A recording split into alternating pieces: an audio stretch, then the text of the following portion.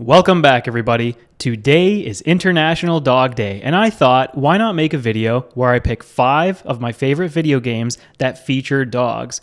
I'll briefly explain each game to you, and I will describe what appearances dogs make in these games. And they're going to be ordered from how little importance the dogs have in the video games to how much importance the dogs have, at least in my opinion.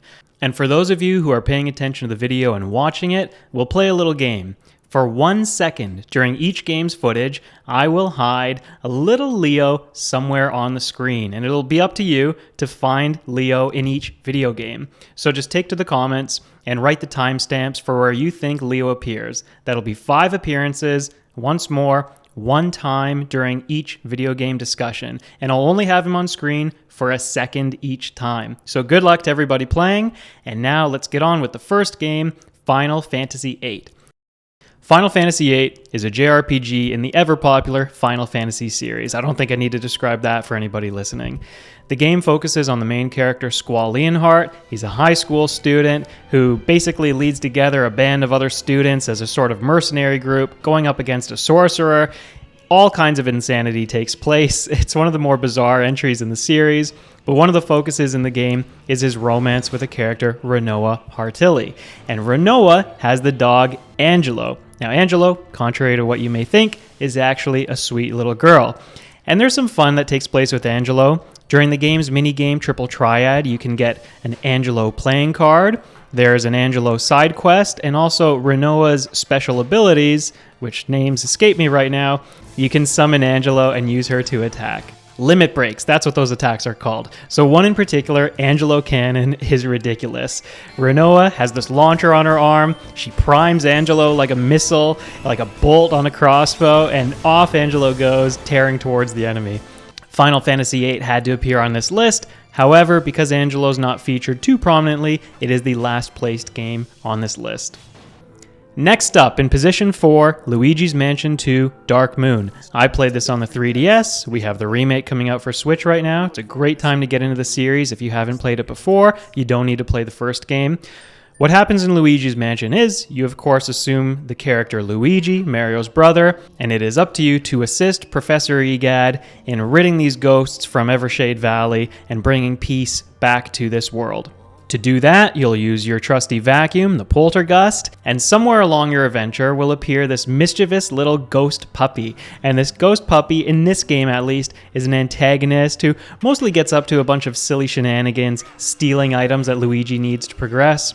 Of course, Nintendo would not let a cute puppy like this simply be an enemy, so at some point you will befriend the Polterpup, and I believe it has a more prominent role in Luigi's Mansion 3. However, since I haven't played that game, we are sticking with Dark Moon, and again, because the Polterpup is mostly an antagonist in this title, I thought it fit in well in position 4. Next up, game number 3, Tales of Vesperia, another JRPG in the popular Tales series.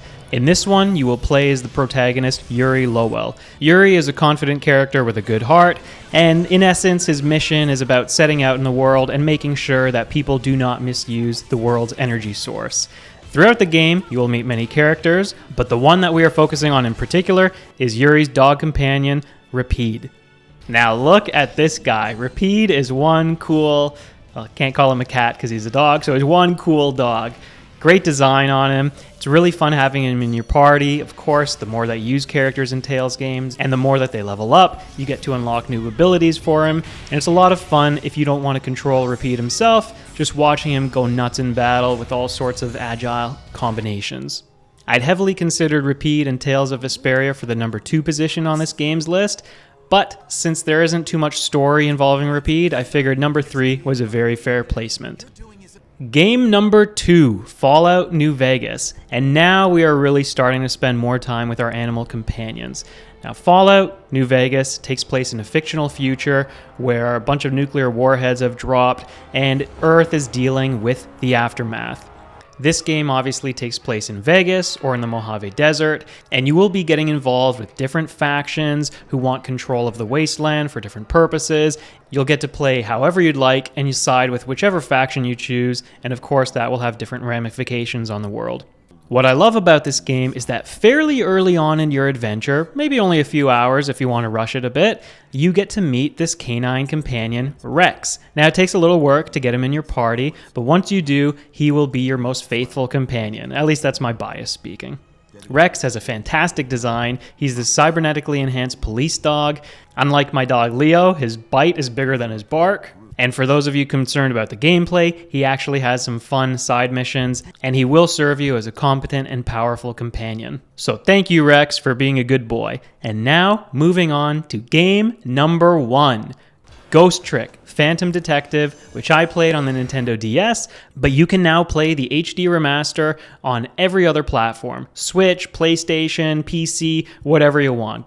Ghost Trick is a detective adventure, and you are playing as a ghost who's trying to solve the mystery of his own death. You've got supernatural powers that let you possess different items on the field, and as you jump from item to item, each one will have a different function. You can perform that function to have some real-world effect. It's a lot of fun. It's a very creative puzzle game, and it's got fantastic sound effects. I feel like mentioning that because as I was replaying the game, the sound effects really stood out to me.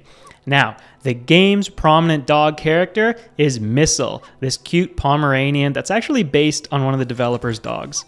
Missile will assist you in the ghost world and help you foil different crimes from taking place. And the main reason why this is game number 1 on the list is because the more you play, the more that the story develops, not just for you, but for Missile and for all these other characters. I don't want to get in any spoilers. This is a great game. Don't read about it. If you haven't played it yet, just dive into it blindly. You'll enjoy it for the charm, you'll enjoy it for the story, and you'll enjoy it for all the little details that Capcom added to enhance the experience. And of course, you're going to enjoy it for Missile, no doubt about that. And so that is it. The video comes to a close. Those were 5 of my favorite games featuring dogs. If there are any that you haven't played, you're in luck because 4 of the 5 games have HD versions or remakes or remasters available, and 4 of the 5 games are multi-platform, so there shouldn't be any trouble finding out ways to play them. If you played along with the mini game, trying to find Leo in each video section, write that in the comments with a timestamp for each moment where you think you saw Leo, and I'll let you know if you're right or wrong. Thank you everybody watching, happy International Dog Day, and I'll see you in the next video. Bye bye!